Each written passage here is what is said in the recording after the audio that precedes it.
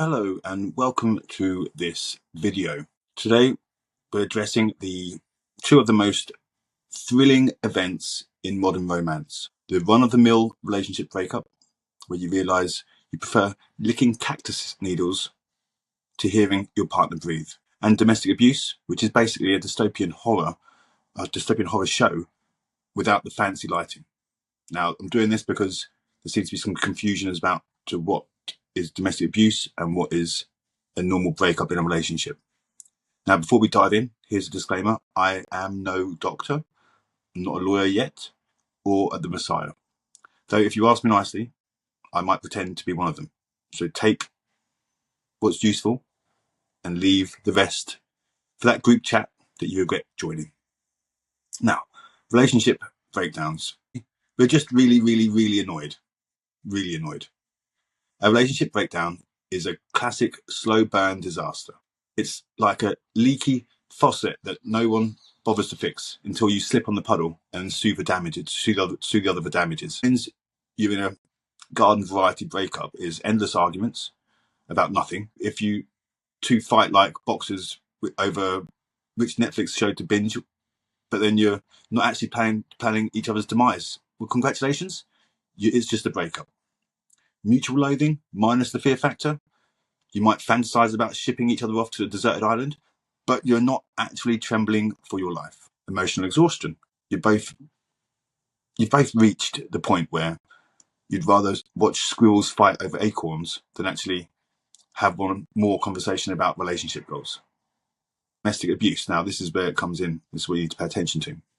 Welcome to the nightmare. Domestic abuse is not your run-of-the-mill, I hate the way you chew your food.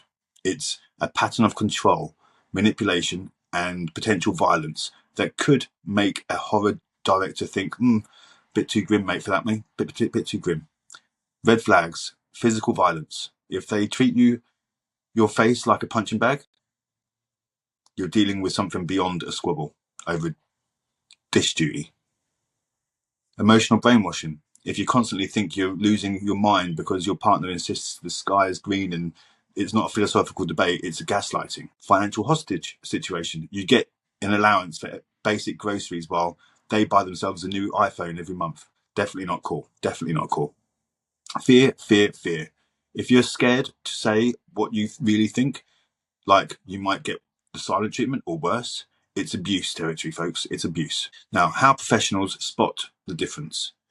Now, social workers, judges, and Cafcass officers aren't blind to what they can see. They choose to ignore it sometimes, I'm sure. They've seen more drama than the front row of a rock concert. And here's how they separate the standard soap opera from the full-blown Greek tragedy. Pattern versus pettiness. A breakup, two people bickering over who gets custody of the coffee machine. Abuse, one person systematically terrorizing the other, like they've got a personal vendetta against your peace of mind. Level of fear. Breakup, annoyance, yes. Physical trembling, probably not. Abuse, genuine, heart pounding, fear that your next step could lead to punishment. Power dynamics within that, huge. Breakup, so basically both parties still have free will. They can leave without worrying they're going to get locked in the basement. Abuse, one person rules with an iron fist. Think of them as a wannabe dictator who never got the memo that relationships are about partnership, not dictatorship. Now, courtroom drama. Who's the adult here? And I'm saying that sarcastically because we all lose track of being an adult when we're in this situation. Family court brings the worst out of you. When you step into the court, you best remember that the judge does not care for your 5-part saga on who left the toilet seat up. They want facts. Domestic abuse cases, judges look for restraining orders, therapy mandates, or supervised visits for the kids. Basically, anything to make sure you're not auditioning for the next episode of Criminal Minds. And if there's proof of violence, you'll see the legal system swing into action faster than you can say objection. A standard breakup, think of it like an awkward company meeting with a judge as your HR, and you're both employees who can't stand each other. And the kids, well, they're unfortunate interns caught in the middle. You'll argue about finances, who gets the cat, and how and who and how Christmas holidays are going to be shared with the children. That's a normal dysfunctional adult. Yeah. Now we've gone through figuring out and understanding what is domestic abuse and what is a normal breakup. We need to look at the law of forgiveness. Yes, we're going there. Really, we are. Now, the cherry for the bizarre Sunday that I'm giving you. Forgiveness. I know. It's nothing like Scream's comedy, like spiritual healing. But hear me out. Just hear me out. Forgive your parents. Yeah, because I'm not talking about your ex. Because sometimes we get angry. People get angry. They're actually not angry at what they're actually angry with. They're angry inside them. So you need to forgive. Forgive your parents. They did that thing that made you hate broccoli, or they forgot your 10th birthday. Let it go. Unless you're collecting emotional trauma points like the Pokemon, let it go. Forgive everyone else. Your ex, your boss, and that random person who commented on your weight. Holding grudges is like living in a prison cell in your mind. Like you built it yourself, except the only inmate who doesn't realise the key, who's got the key, you're the inmate and you don't realise the key, you've got it in your pocket. You just have to stop thinking about it. Forgive yourself. For every time you looked in the mirror and thought, I can pull off bags at 2 a.m, or stayed in a toxic relationship thinking it would magically fix itself. We've all done something cringeworthy. Apologise if you've hurt someone else. If you've made your ex's life a living soap opera, maybe say, I'm sorry. It's amazing how many adult tantrums could be avoided by 2 words.